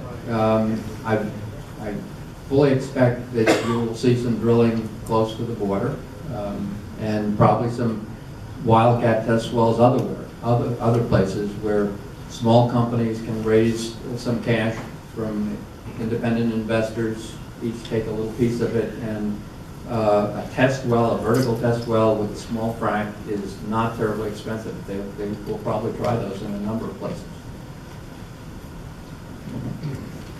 Most of the Pennsylvania gas wells are down to 1/3 to 1/4 production of what it was 5 years ago, and this is in the sweet spot.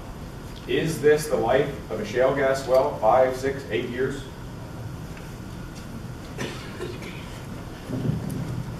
They tail off very fast. The history of other shale plays that preceded the Marcellus show that same pattern. 3 to 5 years is probably too short, but once you get out to 10 years, they're down to very, very low rates.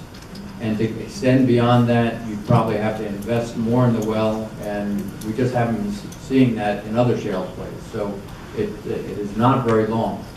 Most of the other shale plays in the U.S. have already gone past the peak, where the sweet spot has been heavily drilled, and they're having trouble keeping the production up. The Marcellus is still coming up. My guess is that within the next few years, it will also go over the peak. This is very much, oh, sorry, go ahead. Just to add to that, I made that point on the 2013 data where there were 98 wells drilled and the median IP dropped by half a point.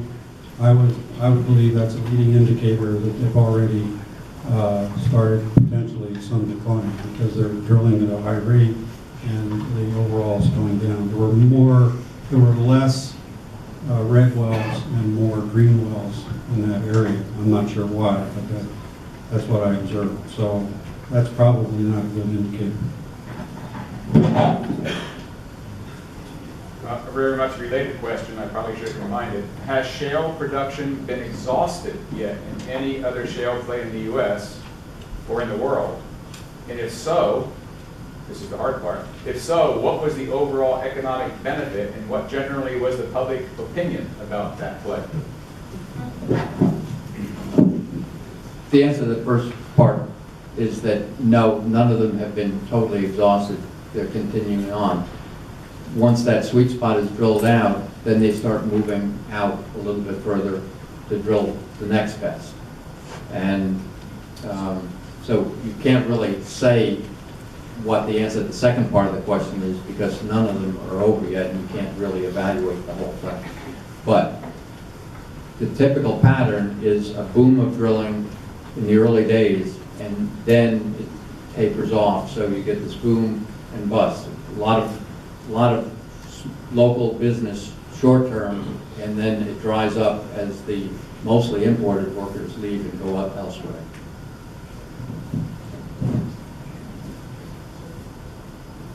Similar to a previous question, what is the likelihood of drilling in the southwest Broome and southeast Tioga location?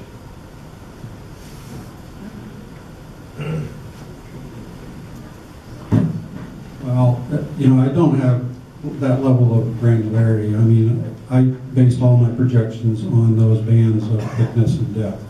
And so splitting it up into smaller parcels, I don't have enough data to get that granular, but you can see the overall pattern. It was pretty consistent as you moved through those bands. So the way I did the analysis was anything in that band was represented by all the wells in a similar band in PA. And I used all the wells. I didn't subset them at all. So the collective set gives you a statistical distribution of the wells that are likely to drill. And in that area, when you get a median IP of, say, 2.7, that means you had a range of wells from probably 0.1 all the way up to maybe 4 to get that median. So they're all below average or poor. And the well that was drilled locally in Owego, the Crizzo well, is in 4,500 feet deep and 160 foot thick, and it was dry. So that's one of the black wells that's in an area that could be productive. So just because the area is green, it doesn't mean they're all going to be green. It means there's going to be a statistical distribution. But if it's only 2.7, a lot of them are going to be below 1.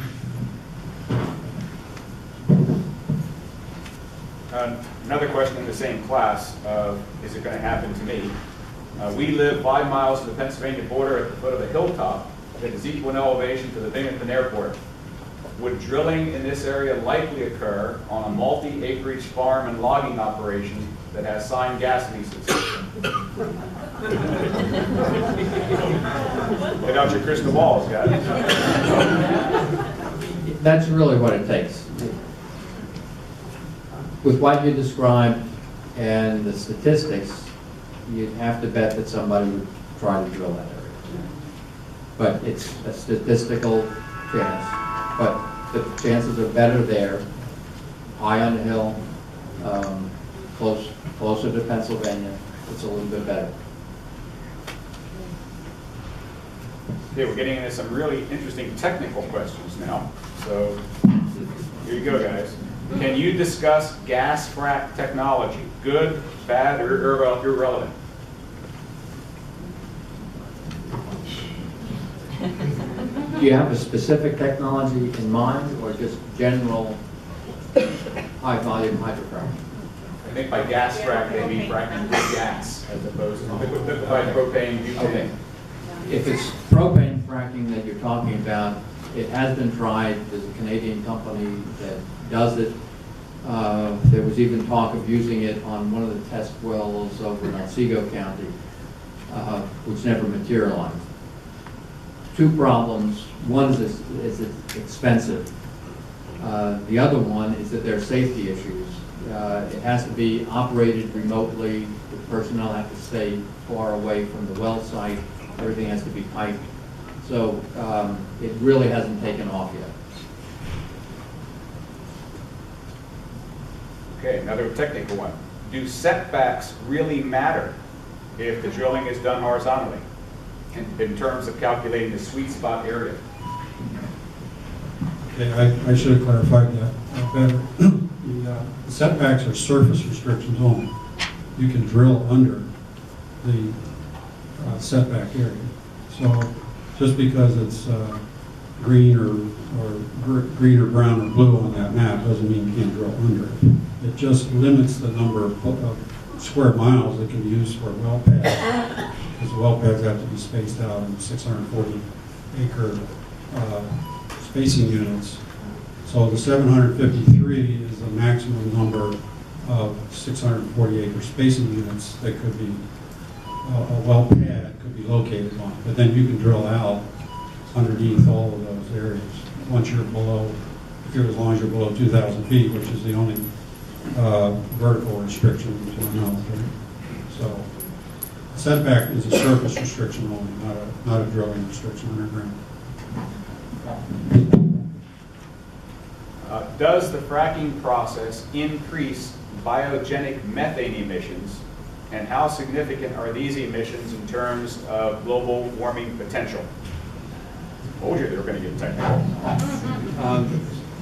Biogenic methane is methane from recent organic matter deposits that is decaying and turning into methane gas.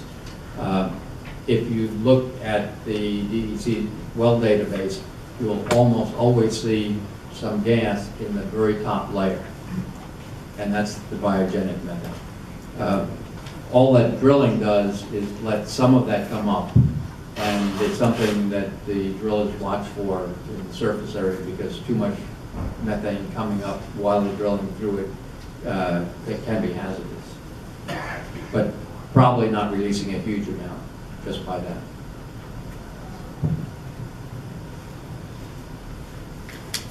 There's two questions on this card, one for Jerry and one for Lou. For Jerry, explain the difference between well pad location and the area from which gas can be extracted. Okay, I think that's the same answer I just gave. The well pad is typically about 5 acre size. So, you know, in that 640 acre spacing, that's pretty small. But, you know, they can't be fracking from one pad into frac zones in another pad. So, you know, they have to be spatially separated. I don't know if that answers the question. And this one's for Lou. What did you do to clean up the industry? Okay. That's a fair question.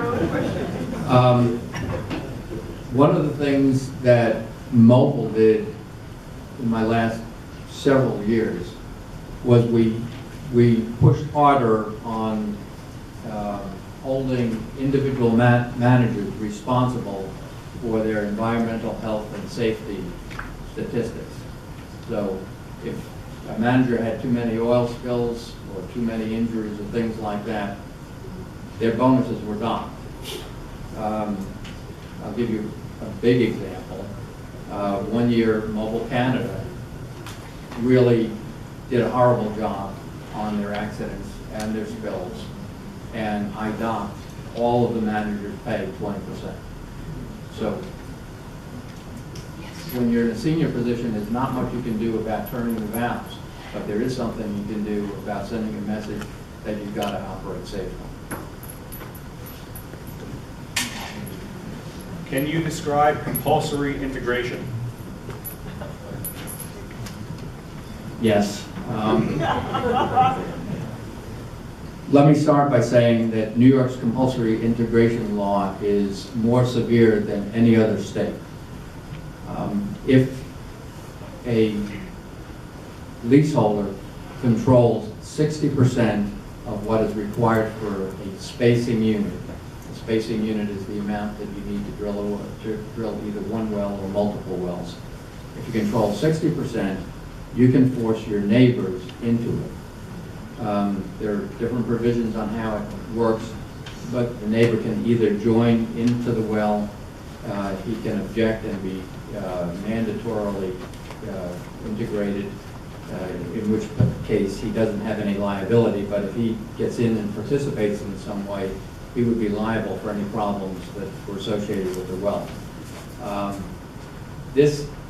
If you thought about this on the surface, it would be absurd. It would be like if you had a hayfield and the optimum amount of hay that you needed was 100 acres. You only had 60 acres, or you had 60 acres. Your neighbor had 40. Under mandatory integration, the person with the 60 acres could say, okay, I'm having somebody come in to hay my acreage, he's going to do yours, and you get a share of money. That's about what it equals when you're talking about drilling. So if you happen to be living next to somebody who has a lease and he's got 60% of what's needed, he can force you in. It's a very short hearing process. I don't know of many cases where the DEC has not granted that integration. I don't think many people realize what a benighted process this is. People may be more familiar with eminent domain, where it requires a judicial hearing to essentially take over your land. In New York State, the compulsory integration process is an administrative process. Your property is the right to take your gas is awarded when they issue the drill permit by the Division of Mineral Resources. The compulsory integration hearing that you've heard about only decides which of the three options you'll be integrated by.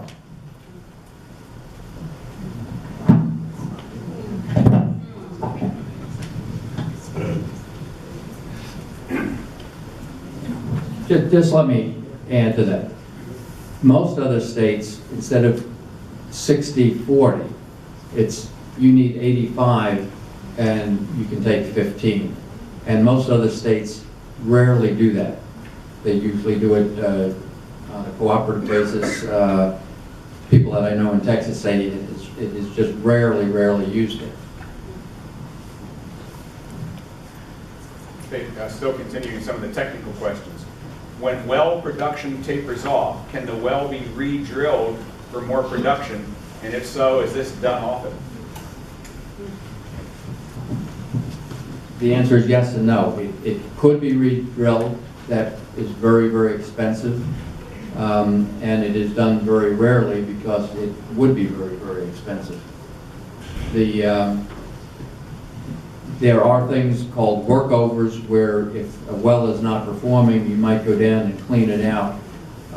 You might put acid down in it to try to clear out the route to the drill pipe from the shale, things like that. Workovers are fairly common. That's a low-cost method, but re-drilling the whole well, highly unlikely. There's also been a lot of talk about refracking a well. Well, out of that $5 million price to bring a well into production, probably these days, $1 million of that is the fracking process. So it's a considerable expensive process to refrack a well. And the refracking in the few places they've tried it has never brought production back to the initial production, it has merely elevated a little bit. If the companies thought that they could get enough gas out of the well to recover their initial cost, they do it. It's been tried and it's just... Well, there's some really complex ones here, so let me read a couple simple ones. And I have to compliment your handwriting. I mean, it's better than mine. I can actually read all these. That's fantastic. Okay, how did you get here? Walk or drive? Probably the same way everybody else. And with what do you heat your home? LPG.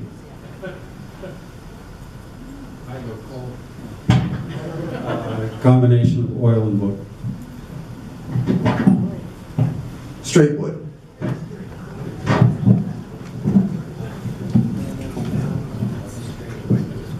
Another technical question. Why are there so many compressor stations being constructed in Pennsylvania? In Susquehanna County, we have them every 2 to 4 miles. Is it because of hills?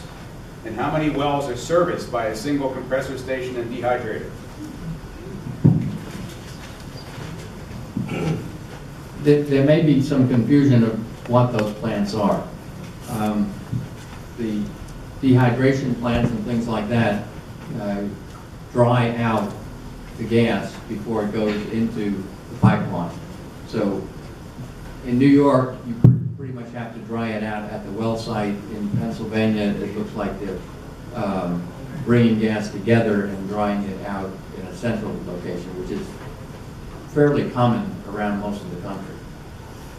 actual compression stations are used to push gas through the pipelines, and those are spaced out. I think you do have a proliferation of compression stations in Pennsylvania right now because of multiple pipelines that are being constructed or being increased in capacity. There are basically two types of compressor stations. First, from the well, the gathering lines will bring, say, gas from 24 different wells to a small compressor station, which will boost the pressure to put it into a transportation pipeline. Also, these transportation pipelines will have their own compressor stations in order to push the gas through the pipelines. Those are spaced out, let's say, every 60 to 80 miles along the pipeline, the transportation pipeline.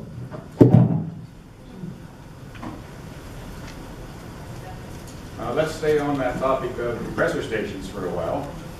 Another infrastructure. In Horseheads, they want a small compressor station on a well pad. Do you think this will be common to squeeze the last natural gas drops? Well, yeah. I mean, it starts out that the gas comes out at very high pressure. As the volume falls, so does the pressure. If they think it's worthwhile, they will put a small compressor on each well site to suck the gas out of that hole. When the wells get down to that amount, they're producing very little, and they're called stripper wells. The analogy in oil production are those donkeys, arm things, but in gas, those donkeys are lifting liquids. In gas, you're putting pressure on the, you're essentially sucking, you're pushing it away from, pushing down away from the well site, so you're pulling the gas up from the well. Related question. In spite of the statewide moratorium, pipelines and compressor stations have continued to be installed in New York unabated. In Windsor, Sanford, Minnesink, etc.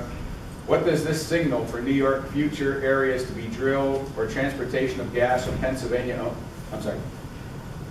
I have to read this. What does this signal for New York? Future areas to be drilled or transportation of gas from Pennsylvania? Do these pipelines have anything to do with developing infrastructure for exporting gas? Compound question. Okay. I think most of the things that you're seeing now are to move gas out of Pennsylvania. The industry doesn't usually spend money until it has to. And so I don't see a whole lot of infrastructure going in to move gas from New York on the speculation that there will be gas in New York. As far as the exports go, some of it may be aimed at moving gas to export as LNG. It has to be exported as liquid. You don't export it as a gas. When you liquefy the gas, it takes 1/600th the space of the gas. The liquid is, gas is 600 times more voluminous than the liquid for the same amount of energy. I don't think we're going to see export terminals in New York like the ones I showed you in the pictures. In part because the only place you can do it is down around New York City, Long Island. And you'd have to either take a large chunk of coastal real estate, which would be hard to do, or you're going to have to float one of those large ships off the coast. Very expensive and probably a lot of resistance from the folks that live down there. So I don't think you'll see it there, but you could see gas move through New York to other export locations. There are plans down in Maryland to do an export terminal. There are plans on the east coast of Canada to do export terminals. So it's possible that that could happen. People talk about exporting gas because the international price of LNG delivered, particularly into Asia, is very high. You can't directly relate that high price back to the gas prices you hear in New York. First, you have to take out the transportation cost and the cost of liquefying the gas. So the difference is nowhere near as big as it is when you just look at those two numbers separately.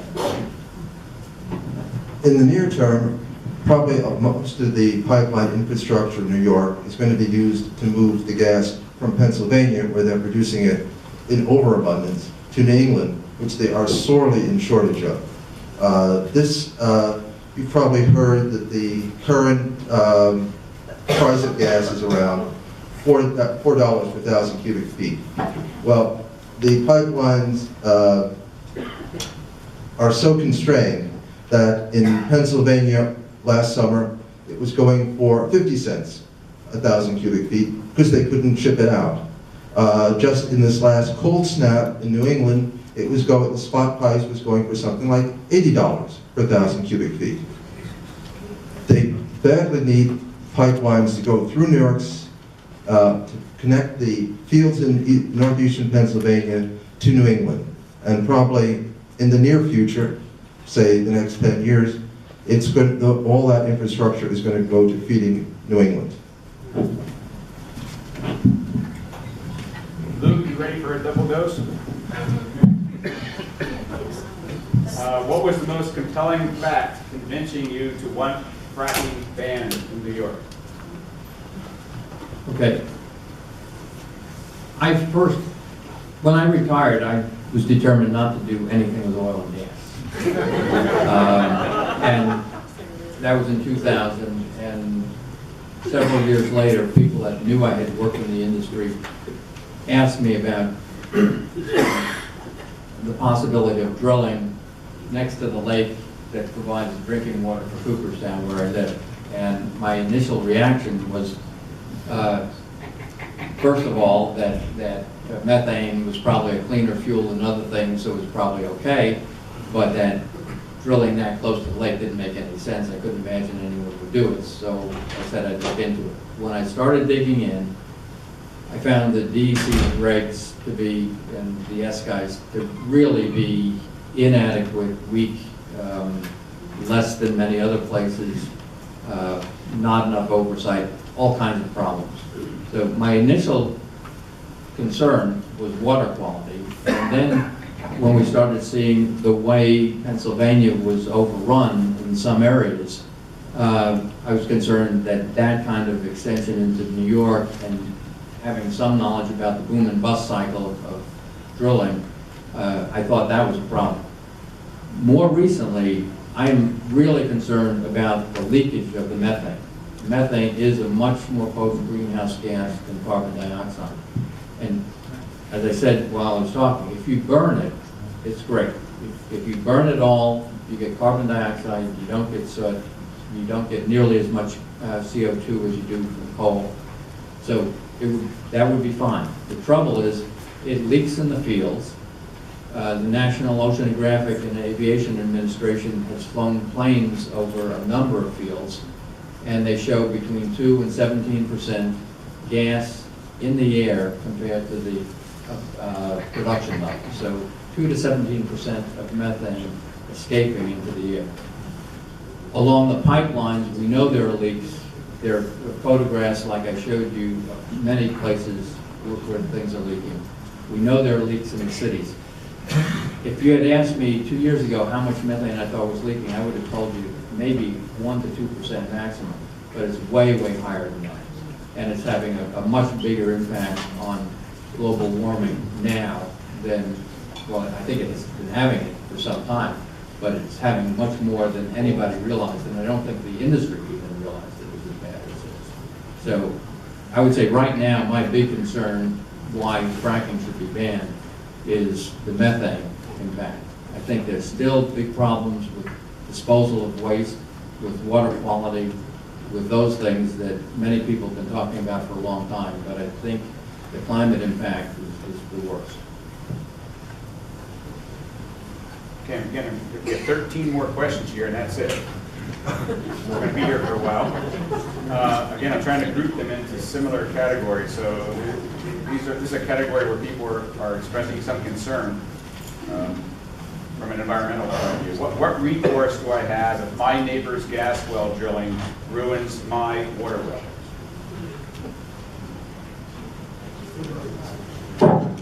you can try to sue them. And you might end up being able to sue your neighbor, and you might not be able to get to the company that drilled the gas well that created the problem. The larger companies are easier to get at. The smaller companies will tend to have a separate company for each well, and all the cash will move out, and it's kind of hard to catch them. And for the larger companies, of course, they have huge legal departments. And even if you win, they will appeal, and they will appeal, and they will appeal. And if they think that you might, in the end, get some money, they will settle it out of court and seal the records. You'll get a small amount. They'll basically tell you that you'll either take this or you'll never see any money. We'll tie it up until you die.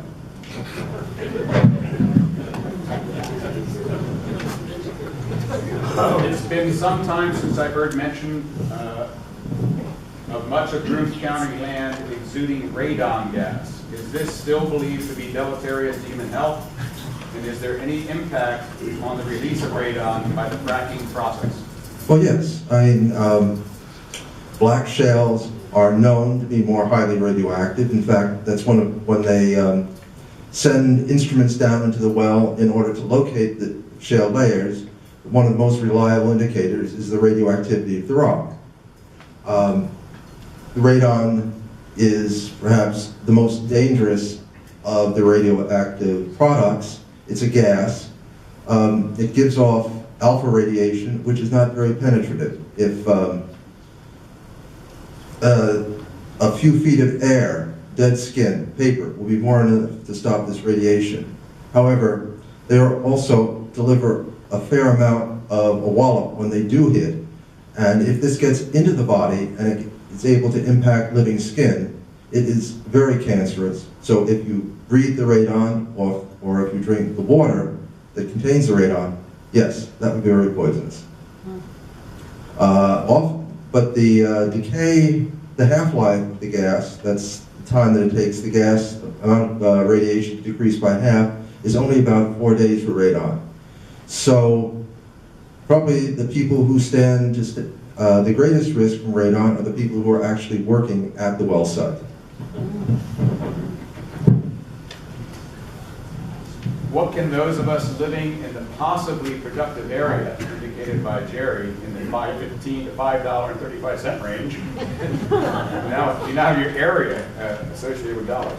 What can those of us living in the possibly productive area do to keep out wildcatters long term if our local governments won't look at bans or zoning restrictions? You just said what the answer is, and you're going to have to work on it.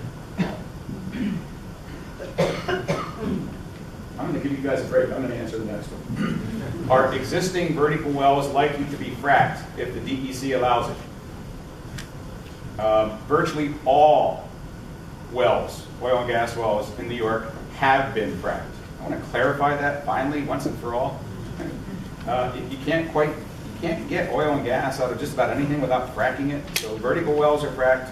There are deviated wells in New York that are fracked. There are horizontal wells in New York that are fracked. What we don't have is high volume production of natural gas from shale, impermeable shale, using fracking and long laterals. So I hope I answered that. Yes, existing vertical wells don't need to be fracked, they're already fracked. And DEC allows it. Fracking is not prohibited. There is no moratorium against fracking in New York. Once and for all. Can we recite that to ourselves? New York does not prohibit fracking. New York currently is in moratorium against production of gas from shale deposits. The volume that's mentioned in the regs is 80,000 gallons. Yes, high volume. That's why I said high volume. The DEC has approved up to 300,000 gallons or so, but the high volume, as they are defining it in the S-guys, would be 300,000 gallons or more. That's probably a pretty big starting point. Probably could be a lot less than that. This is a logistics question. Do you have a website, and are these presentations available? and you have information available online. There are several websites that have picked these up. Yeah. Owen Crowley, who filmed our whole thing in Manhattan with professional audiovisual equipment, has a website. No, he has a page on YouTube. Is a page on YouTube with it on it.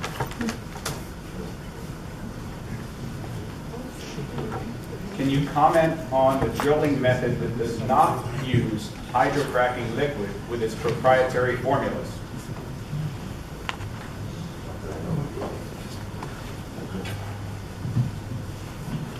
Answer the question. I don't think we can, because right now, that's what's being used, proprietary formulas. There's some voluntary release of information, but not everything. I see many propane trucks passing my house in Owego, a great increase in the past few years. Why?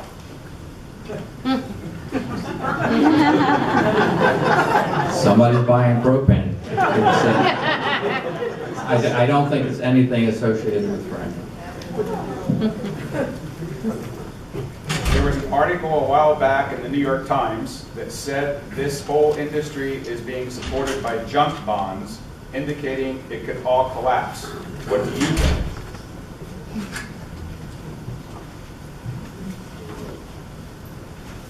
I don't know just how much of it is junk bonds, but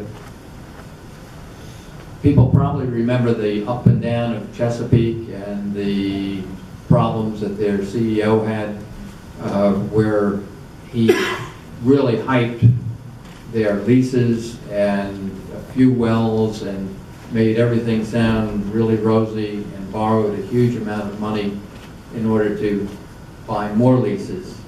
And he was partly selling leases and partly just pyramiding all of this up. It finally broke. Chesapeake's stock cratered. They were probably the largest example of that kind of a problem. They still are the second largest gas producer in the U.S., but he is out. They've got new management. Things like that were happening. I think more than junk bonds, what was happening was that Wall Street loved the idea of promoting this stuff because they were pushing the various stocks.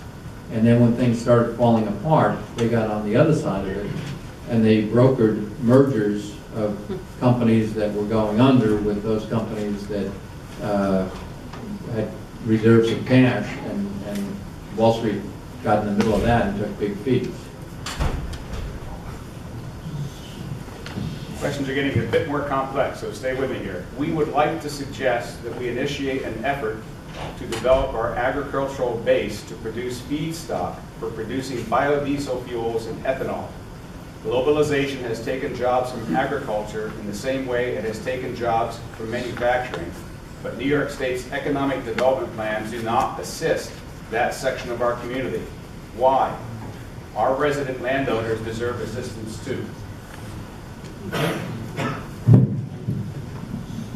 I think it's hard for us to talk about what the state is incentivizing on agricultural uses.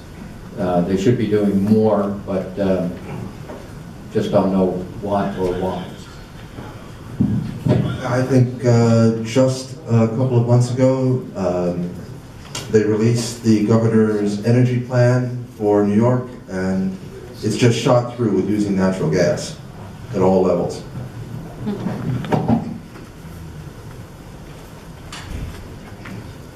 How do the economics of carbon dioxide sequestration compare to low-grade natural gas drilling? I consider the prospect of less greenhouse gas emissions versus leaky natural gas systems from, consider the prospect of less greenhouse gas emissions from CO2 sequestration. Start over again. Try saying CO2 sequestration fast.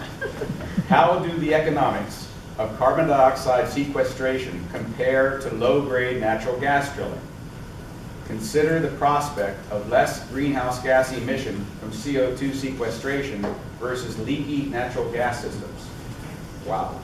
That's a PhD question. It's hard to relate those two, but let's talk about CO2 sequestration. Do you remember a few years ago there was a lot of talk of clean coal? That was basically based on the concept of capturing CO2 as it went up the stack, and once you got your hands on it, pumping it down in the ground and sequestering it. There have been very few projects actually done, a couple demonstration projects, but that's it, because it's very, very expensive.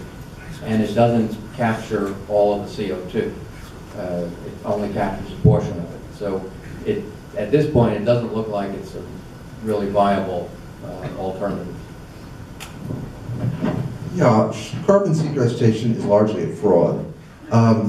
If you look at the volumes of CO2 that you would have to capture to make even a measurable dent in the amount of CO2 we're putting, they're just staggering. And then the amount of energy you would have to put into to capture and liquefy this to pump it into the ground. Then you would need a place to put it. Or you know the problem that they've had putting just a comparably small amount of frac waste into injection wells and leaking up into the surface. They had a very bad experience, I think it was up in Canada and Alberta, where they were trying carbon sequestration, and it was just like frac waste bubbling out of the ground and ruining people's wells. I mean, Waste gas from shale oil fields in North Dakota. I think dangerous, if you mean dangerous in terms of explosions or fire hazards, it's probably not, because the technology for flaring exists in virtually any flammable gas type system.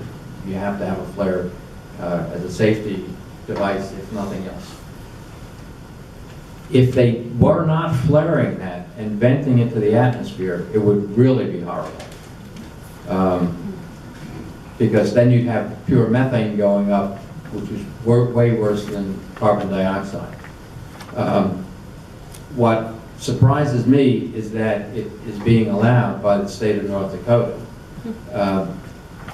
Many years ago, back in the 60s, 70s, I guess, 1970s, Saudi Arabia had that kind of flaring going on, and they told the oil companies, you've got a couple of years to get it stopped, or your production gets cut back, so use that gas productively.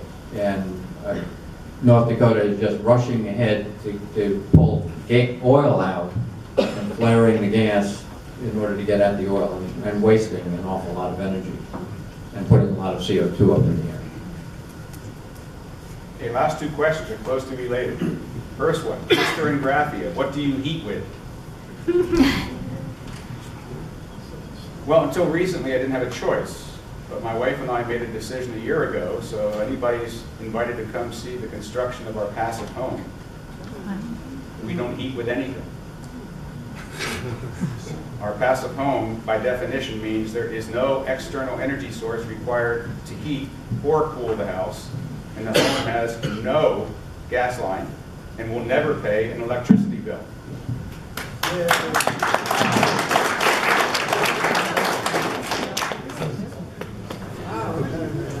Yes, it is feasible in New York. It will be passively certified by the United States Passive Home Association. Cost $10,000 extra to get the certification. Just to show you that it can be done. I put my money where my mouth is. So whoever asked the question, I would ask the question. What alternatives do we recommend you? What alternatives do they recommend as a bridge source of energy? So far, I don't see a good bridge source. There's a lot of talk about using natural gas as a bridge, but the methane leaks just rule that out. I think what we really need is to move as quickly as we can toward alternatives.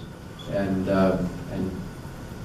reduce fossil fuel uses as quickly as possible through conservation, but also solar, wind, waves. There are lots of different technologies, but we've got to start moving on it, and we need to move quickly.